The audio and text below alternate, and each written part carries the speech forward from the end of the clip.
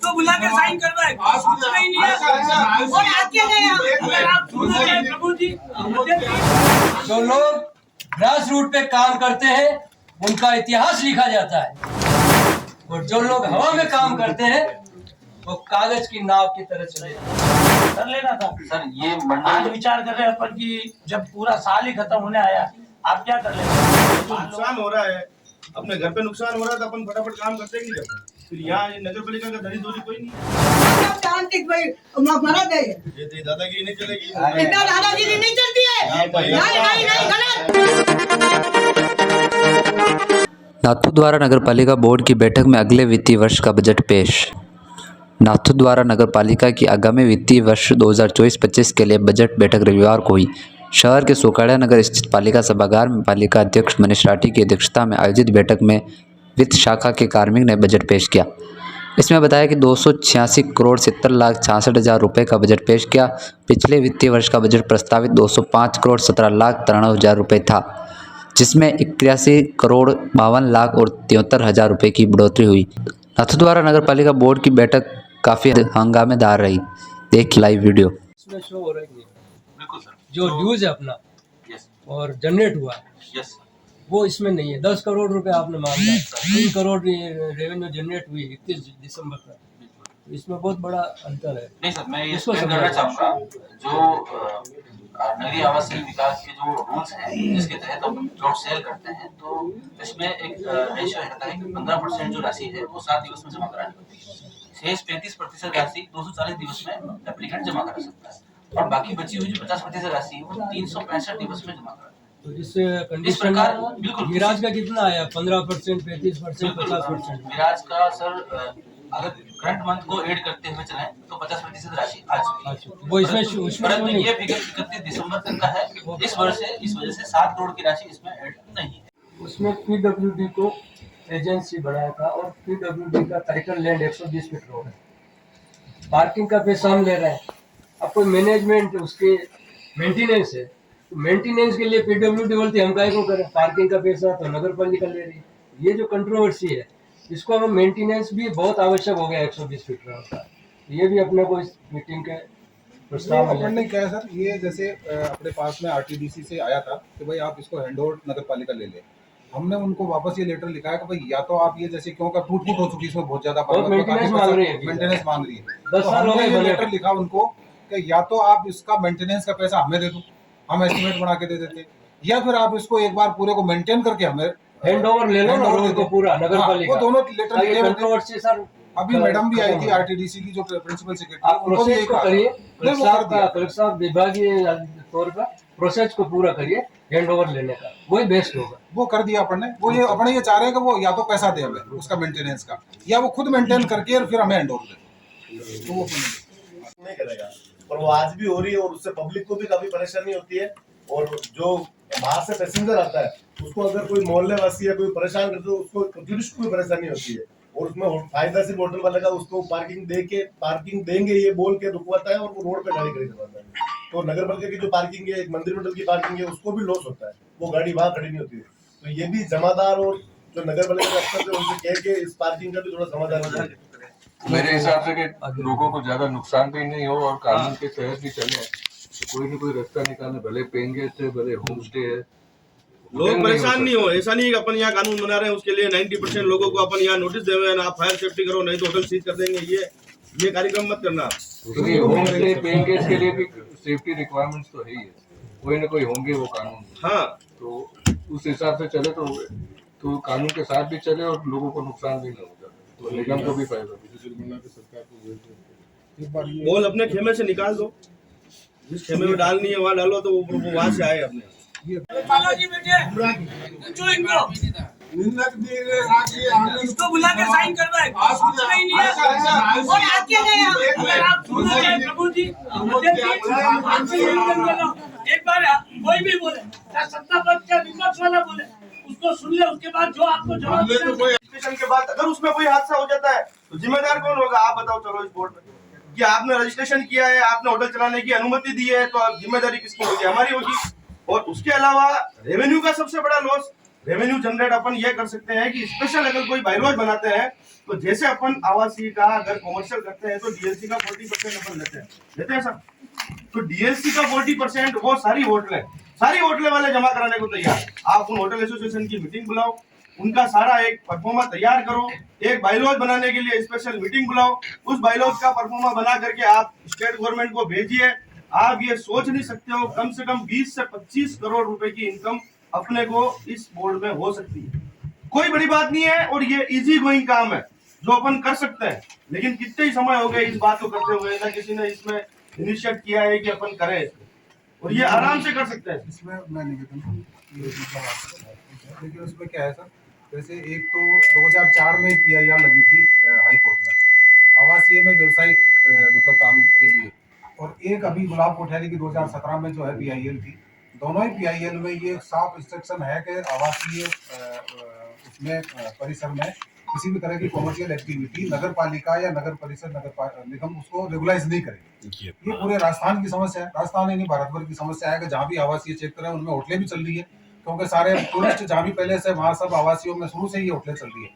इनको लेकिन अपने को रेगुलाइज करने के लिए कोई भी हाईकोर्ट जो है वो बिल्कुल मकसद बनाई है कि आप इसमें किसी तरह का रेगुलाइज। मैं आपको निवेदन करता हूँ, मास्टर प्लान में अपने संशोधन हुआ पिछली बार, लेकिन साहब हुआ संशोधन मास्टर प्लान में संशोधन हुआ ना अपने यहाँ पे नाथद्वारा में मास्टर प्लान में संशोधन हुआ है साहब। यहाँ से प्रपोजल गया है, स्टेट गवर्नमेंट ने उसको स्वीकार किया है। 120 फीट रोड पे अपना कॉमर्शियल कॉरिडोर किया 20 मीटर तक बराबर रोड पे किनारे पे। क्या वो मास्टर प्लान में संशोधन नहीं था? यहाँ से इनिशिएट किया ना बोर्ड ने, मेरी बात समझना। या उसके अलावा गौरव पथ पे अपन 20 मीटर पे अपन ने इनिशिएट किया और उसको कॉमर्शियल कराया, तो क्या अपन नहीं कर सकते ये काम? अपना एक प्रपोजल तो बनाए। मेरी मान्यता है। एक मिनट प्रमोद जी, मैं फिनिश करवा दो बच्चे आप। बोलो। ये एक्चुअल में S3 सेक्टर है, सघन आबादी वाला क्षेत्र है, जिसमें गलियां 4 फीट की भी है, 10 फीट की भी है, 12 फीट की भी है। इनमें कोई भी सरकार अपने प्रपोजल भी भेजेंगे तो यहाँ पर आप ये अपने ये चाहे कि इसको व्यवसायिक क्षेत्र घोषित कर दें, व्यवसायिक मत कर दें, ये अमानत पेटे की राशि जमा हो। मेरी बात समझिए, अपन रेवेन्यू लॉस भी हो रहा है और कल को कोई हादसा हो रहा है तो जिम्मेदारी भी अपनी। तो एक ही है कि उसको या तो आप सख्ती से बंद करवाएं। बात तो यही है, खाना पीना सख्ती से बंद कराओ तो जनता के हित में क्या जाएगा। एक मिनट सर, ध्यान दीजिए। पेइंग गेस्ट का जो टूरिस्ट विभाग के अंदर जो नियम लागू होते हैं, आवासीय जो होटलें हैं उसमें पेइंग गेस्ट का जो लाइसेंस देते हैं तो उसमें अपनी एक प्रॉब्लम सॉल्व हो सकती है। इसकी अपन को जानकारी लेंगे। पेइंग गेस्ट, एक बात और पेइंग गेस्ट जहाँ टूरिस्ट रह रहे हैं तो भले अभी तो चल रहे हैं तो उनकी सेफ्टी और उनकी सिक्योरिटी के जो बेसिक कंसिडरेशन है इसलिए तो लॉज बनते हैं। तो भले आज चल रहे हैं लेकिन उनको जैसे आप कह रहे थे कोई हादसा होगा तो जिम्मेदार कौन होगा, तो हादसा संभालने के लिए सुविधा तो होनी चाहिए। उसमें सर अपने फायर एक जो है ऑडिट करवा सकते हैं, फायर ऑडिट करवा के कम से कम फायर सेफ्टी के उपकरण को जो मिनिमम रिक्वायरमेंट है उनकी वो तो अपने इंश्योर कर लेंगे। हाँ, लेकिन आप परमिशन तो हम दे नहीं सकते क्योंकि हाई कोर्ट का ऑर्डर है। परमिशन तो नहीं दे सकते सर, लेकिन फायर के लिए उनको अपने पाबंद कर सकते हैं कि वो फायर की NOC ले और फायर के जो सेफ्टी इक्विपमेंट जो मिनिमम सेफ्टी इक्विपमेंट्स है वो पर्यटन विभाग से रूल आप इस हिसाब से देंगे क्योंकि एज सच अगर जिस तरह मैं अभी समझा हूँ कि ये है तो रेजिडेंशियल, तो अगर आप फायर सेफ्टी का ऑडिट तो या तो आप कैसे चुनेंगे, इसको करेंगे इसको नहीं करेंगे। नहीं, ये जितने भी सर कॉमर्शियल जो जहाँ भी होटलें चल रही है उनके लिए तो अपने फायर ऑडिट का कर सकते हैं सर। कोई फिर आप जैसे बता रहे थे पेइंग गेस्ट सिस्टम, तो वो टेक्निकली तो होटल चल नहीं सकता। नहीं सर, कॉरेस्पॉन्डिंग करिए टूरिस्ट विभाग से डिपार्टमेंटली, तो उसका रूल्स रेगुलेशन आ जाएगा आपके पास में कि आवासीय जो है वो पेइंग गेस्ट हाउस के लाइसेंस इशू किया जाए। सर एक प्रपोजल बना के अपन गवर्नमेंट से बात, ये तो जानकारी होनी चाहिए, अपडेट होना चाहिए। इसका कुछ अपन लोग अपडेट नहीं होंगे तो फालतू बातें करेंगे। अपन एक प्रपोजल तो बनाए यहाँ से के लिए रास्ता निकालने के लिए। हाँ, इसका रास्ता निकालने के लिए गवर्नमेंट के ऊपर कुछ तो डाले अपने पास के लिए। बोल तो अपने खेमे में पड़ी हुई है, उनके पास एक रास्ता हो रहा है, होम स्टे के अभी लाइसेंस दे रही है पर्यटन विभाग, तो उस रास्ते से अपन जाके रेवेन्यू भी जनरेट हो जाएगी और उनको लाइसेंस भी मिल जाएंगे। पेइंग गेस्ट का है ना, होम स्टे का होम स्टे है। नया 2021 में कमिटमेंट निकला था तो उसमें है। तो आप सर इसका ये थोड़ा इसमें अपन रेवेन्यू कुछ बोला था उनको, आपने ये कहा उनको सुनेंगे, फिर भी नहीं, दूसरों को आप परमिशन नहीं दे रहे। जब तक विनोद जी की बात नहीं होती है तब तक फिर, या फिर आप, और दूसरी बात, जब आपने बजट पढ़ लिया है एक बार बजट तो पास करवा लो, हो गया ना बजट तो बहुत बढ़िया ना, बजट तो हो गया 2-3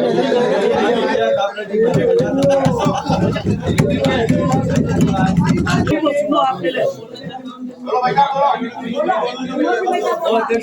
मैं आप सब सदस्यों से निवेदन करता हूं कि आपकी बहुत बड़ी उपलब्धि रही है इस सदन में। आपका ये लास्ट 205 करोड़ का एमएलए साहब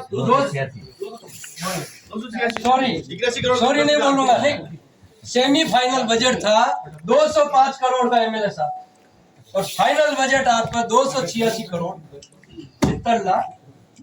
मैं ऐसा चेयरमैन नहीं देखा आज के इतिहास में।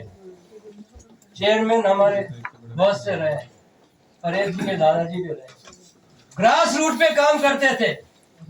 जो लोग ग्रास रूट पे काम करते हैं उनका इतिहास लिखा जाता है। काम करते हैं वो कागज की नाव की तरह चले जाते। दिया कुमारी जी को आप ही लेके आए थे, दिया कुमारी जी को आप लेके आए थे। मैं कांग्रेस का पार्षद, वो सांसद, लेकिन वेलकम प्रदीप जी, दिया जी आया। अब आज हमारे अच्छे भाग्य उप मुख्यमंत्री हैं। जितने हमारे 16 करोड़ 16 करोड़ और चाहिए सर। दोनों तीन नहरें वाटर बॉडी की, कैचमेंट एरिया अच्छा है, इसको खाली करने का और जल स्तर कायम करने का कोई इश्यू नहीं है। इस वाटर को अंडरग्राउंड वाटर ले। एक बात बताएं आप, ये आज ये रेंड हो रहा है, 1 महीने बाकी है सर, इस पे विचार आज कर रहे हैं। 38 लाख की रेवेन्यू को अपन डेट कैसे कर रहे हैं, इसका इस कारण पे ये विचार आज क्यों कर रहे हैं? ये विचार तो अप्रैल मई जून जुलाई अगस्त कर लेना था। सर ये आज मंडल विचार कर रहे हैं अपन की जब पूरा साल ही खत्म होने आया, आप क्या कर लेंगे? मान लो आधे पैसे देता है, आधे ही नहीं देता है, ये तो पालिका को राजस्व नुकसान है। बिल्कुल सर, पर ये तो आज क्यों विचार कर रहे हैं? तो पहले विचार करना था सर, ये उसकी पॉलिसी क्या प्रॉब्लम है, उसमें अपन क्या कर सकते थे, ये तो आपको पहले देखना था। सर ये पॉलिसी मेकिंग डिसीजंस है जो कि उसकी टर्म कंडीशंस के अकॉर्डिंग ना होने के कारण मंडल स्तर पर इसके चर्चा रखनी अनिवार्य थी। इस वजह से ये इस मंडल बैठक में ये प्रस्ताव बैठक पहले बुलानी चाहिए, मंडल में रखनी थी, तो यही तो हम कह रहे हैं बैठकें क्यों नहीं हुई? बजट के बाद है। तो जैसे आप जानते हैं चुनाव दिसंबर से ही चुनाव खत्म हुए थे और काफी पहले से और खास तौर से 2-3 महीनों से नागपुर में खास इंटरेस्ट है। और अफसोस की बात यह है कि ज्यादातर लोगों से मैं बात सुनता हूँ तो लोगों की शिकायतें ज्यादा आती है निगम के प्रति, और एक तो काम के प्रति है और एक व्यवहार के प्रति है। तो मैं तो सिर्फ कहना चाहता हूँ कि जो नाथद्वारा शहर है वो एक तरह से हमारा घर है। तो हम जैसे हमारे घर को संभालते हैं वैसे ही शहर को संभालना चाहिए। और भले जो भी अधिकारी है, भले कर्मचारी है, भले पार्षद है, हमें भी जैसे लोगों के साथ व्यवहार में थोड़ा सा सुधार लाना चाहिए, थोड़ा मिठास लाना चाहिए। सब साथ मिलकर काम करेंगे तभी शहर का और घर का भलाई होगा। और दूसरी बात मैं कहना चाहूँगा बजट के बारे में, मेरे ख्याल से सबसे पहले जो है सफाई और संभालना, सुंदरता तो बाद में आती है। आप सफाई पे जोर दें और संभालने की चीज जो भी अभी हमारे पास है उसको सही तरीके से संभालें। इसमें मैं इंक्लूड करूंगा जो हमारे तालाब है, तालाब के पाल है, उनकी सुरक्षा, वो तो शहर की सुरक्षा है। और जो भी दूसरी सुविधाएं हैं उनकी संभाल के बारे में जोर दें, क्योंकि हमारा काम यही है कि जो भी सरकार की तरफ से जो सुविधा नागरिक को पहुंच सकती है हमें उनमें पहुंचाना है और शहर को सही ढंग से रखना है।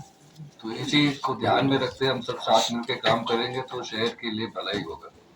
और दूसरी बात है बजट के बारे में, आजकल जो है एक बात तो यह है कि आजकल जमीनों की बात बहुत उठती है, तो हमें देखना चाहिए कि निगम के नाम पे कितने जमीन है और कितनी जमीन इस पूरे लिस्ट में निगम के पास है, कितनी जमीन पे अतिक्रमण है। तो अगर अतिक्रमण हटा सकते हैं तो हटाएं, अगर कोई कानूनी कदम उठाना है तो फिर कानूनी कदम उठाएं। तो ये भी एक घर की और एक नगर की संपत्ति है, उसको संभालना है तो पहले ये जमीन को संभालें। और अगर हम जमीन को किसी को दे दिया है कोई काम के लिए तो हम चेक करें कि उसी काम के लिए काम आ रही है, जमीन के कोई और काम चल रहा है और उसको भी हम अगर लीगल नोटिस भेजना हो कि जो भी कानून की तरह करना है तो वहाँ पे भी कदम उठाए, तो हमारी जो संपत्ति है वो सुरक्षित रहे, शहर साफ रहे, सब चीजें संभले और उसके बाद हम सुंदरता की बात करें। यही तो हमारी पीड़ा है। पावर में तो ले सकते हैं सर। राजस्व हर चीज में आप नगर पालिका को लॉस दे रहे हो। बजट में नहीं लेना था, इसमें बैठक में नहीं करना था आपको, बोर्ड बैठक नहीं करनी थी, एम्पावर्ड में तो ले सकते थे। भाई जो नुकसान हो रहा है, अपने घर पे नुकसान हो रहा है तो अपन फटाफट काम करते ही नहीं करते। फिर यहाँ नगर पालिका का धरी धोरी कोई नहीं है इसको। सर एक बात और है, जैसे सीजन के टाइम पे गोवर्धन हायर सेकेंडरी स्कूल वगैरह इनमें जो पार्किंग बनाई जाती है, तो हम लोग क्या जिन विद्यालयों में पार्किंग होती है उन विद्यालय को कुछ उसमें से अंश देते हैं क्या? आप कुछ भी नहीं देते उनको, तो वो सुविधा मुहैया कराते हैं उनके खर्चे के लिए। जैसे पार्किंग ठेका दिया है तो ठेकेदार वो वहाँ का पैसा भी वही लेता है। तो कुछ इस संबंध में मैं आग्रह करूंगा कि जो अस्थायी पार्किंग काउंटर होते हैं वो एसडीओ साहब के थ्रू होते हैं और अपन समय समय पर जो कुछ सुविधाएं उपलब्ध कराने के लिए कहती है नगर पालिका को, एसडीओ साहब कहते हैं या उसको प्रदर्शन करता तो अपन सुविधा उपलब्ध करते हैं। पहले फ्लुएंसी से तो चलाओ यार, लोग चक्कर लगाते रहेंगे 90 के लिए, उसके पास जाओ इसके पास जाओ, 50 दलाल पैदा हो गए, उस दलाल के पास जाओ और 90 की फाइल दौड़ाओ, उसमें क्लियर मना कर दो। अगर फाइल नहीं हो रही है तो यार उसके नोट लगा दो यार, वो आगे जाए कहाँ जाए, अपीलेंट के पास तो जाए। तो इतनी बड़ी इनकम के सोर्स को तो अपन ने रोक रखा है और वो बेचारा चक्कर लगा ही रहे 90 वाले। तो आप उनको तो क्लियर कराओ कितनी फाइलें पेंडिंग है, आप बता दो भाई, अगर आपका अभी रिकॉर्ड हो कितनी फाइलें पेंडिंग है और कितनी राजस्व का नुकसान हो रहा है, कितने पैसे कितने टाइम पहले अपने पास आ जाने चाहिए थे, वो पैसे अभी तक नहीं आए। हम यहाँ पे रो रहे हैं नालियों के लिए, सड़कों के लिए, हमारे पास 10 लाख रुपए ज्यादा काम ही है, तो हम जाएंगे कहाँ जाएंगे मुझे बताओ। आदमी काम कहाँ से कराएगा? हम आएंगे आपको बोलेंगे, आप सुनोगे, नीचे जाके वो अधिकारी काम ही नहीं करेगा, पैसे आएंगे ही नहीं। अब पैसे आएंगे ही नहीं तो हम काम कराएंगे कहाँ से? और जो गालियां है जनता की वो सब पार्षद सुन रहे हैं, भले पक्ष क्या हूँ विपक्ष क्या हूँ, मैं निर्दलीय हूँ, अंदर सब टूट रहे छाती व्यवस्थित तरीके से। अब वो इसको कारण बताओ, नोटिस जारी किया, स्पष्टीकरण लेकर फिर अगर नहीं अगर आगे करेगा तो फिर यहाँ से रिलीव करने का भी करेंगे। हाँ, बाकी जो और फाइलें पेंडिंग है उनको सारी स्ट्रीमलाइन हो गई बस सर। और कंटिन्यू जैसे मतलब डेली हम मतलब आप ऑनलाइन किया सब चीजें काफी स्पीड अप हमने कर दी, सारा सिस्टम ऑनलाइन है। उसके बाद भी अपन राजसमंद से भी 2 कर्मचारी मतलब इसीलिए स्पेशली लगाए कि जो पेंडेंसी है सब तरह की, तो वो अपने स्पीड अप करके उसको लोगों को मतलब राहत मिले। शिवमूर्ति पार्किंग की जो अपन बात कर रहे हैं उसकी जमीन अलॉट हो चुकी है विराट ग्रुप वाले को, उसका किराया किसको अलॉटमेंट ऑर्डर हो गया उसका डीएलपी से।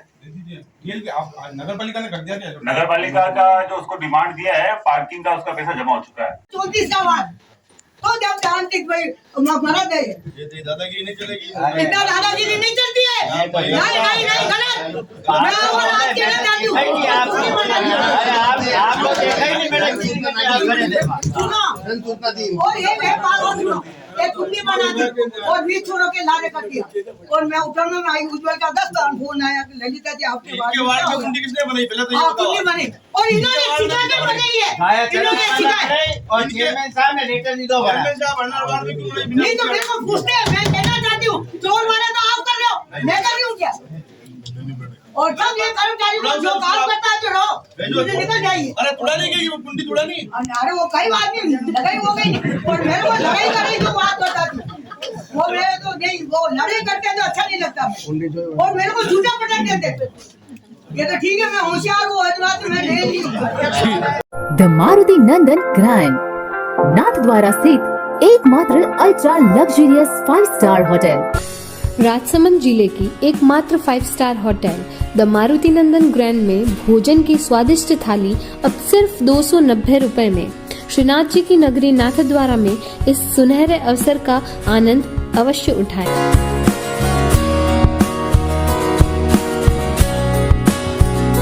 Maruti Nandan grand, think Nathdwara, think नंदन ग्रैंड।